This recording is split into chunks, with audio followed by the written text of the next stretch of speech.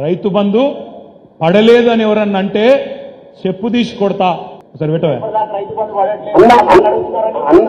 అన్నవారు నీకు చెప్పుతూనే ఉంటుంది. ఇవాళ రైతు బంధు ఎత్తలేడు రేవంత్ రెడ్డి. ఇవాళ రైతు బంధు ఎత్తలేడు రేవంత్ రెడ్డి గారు ఏమంటారు? చెప్పు తీసుకొని కొడతాయి చూడన్న మళ్ళా మాట అంటే.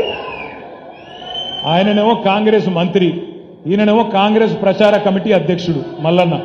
ఇద్దరు కూడా ఏమంటారు? చెప్పు తీసి కొడతాము రైతు బంధు పడలేదంటే అంటుంది.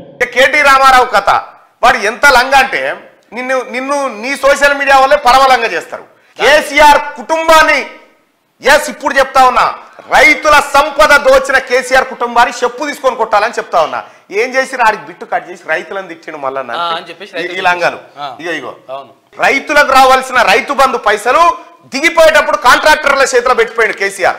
రైతు బంధు పైసలు రైతులకేయకుండా దొంగతనం ఎత్తుకపోయిన కేసీఆర్ కుటుంబాన్ని చెప్పు తీసుకొని కొట్టాలి ఇంకోసారి రైతుల గురించి మాట్లాడితే అని చెప్పిన. ఇగో దాన్ని తెలంగాణ రాష్ట్ర ప్రజలు ఇగో మన సంపద ఎటుపోయిందంటే ఇగో ఎటుపోయింది పైసలు ఏమైపోయినా అంటే ఇగో ఇటుపోయినాయి. ఇవాళ రైతు బంధు ఎత్తలేడు రేవంత్ రెడ్డి.